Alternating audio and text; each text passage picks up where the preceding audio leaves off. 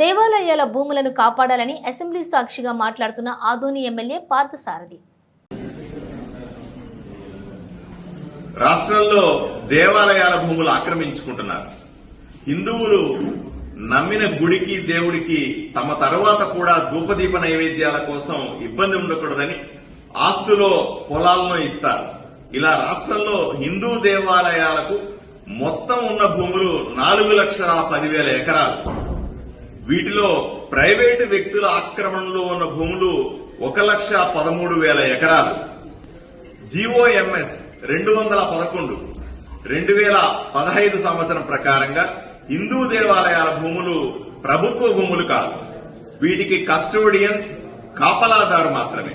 ఇలా హిందూ దేవాలయాల భూముల్ని కాపాడాల్సిన ప్రభుత్వాలు అవి ఆక్రమణలకు గురవుతున్న కఠిన చర్య తీసుకోకపోవడాన్ని నేను తీవ్రంగా ఖండిస్తా ఉన్నాను.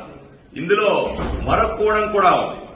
ప్లాస్టిక్ అలవెన్స్ ఇస్తామని చెప్పి, అంటే ఆయా దేవాలయాలకు ఇవ్వాల్సినటువంటి రెంట్ లాంటిది గత ప్రభుత్వాలు వివిధ అవసరాల కోసం దశాబ్దాలుగా తీసుకున్న భూములు 34,000 ఎకరాలు భూమి తీసుకున్నారు. కానీ ఈ అలవెన్స్ ఆయా దేవాలయాలకు చెల్లించడం లేదు.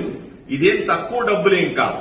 2019 నాటికి ప్రభుత్వం 771 దేవాలయాలకు చెందించాల్సిన సొమ్ము సుమారుగా 1000 కోట్లు.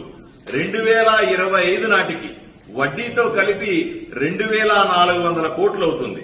దీన్ని ఎప్పుడు చెల్లిస్తారో ప్రభుత్వం సమాధానం చెప్పాలి. హిందూ దేవాలయాల జోలికొస్తే ఊరుకునేది లేదు.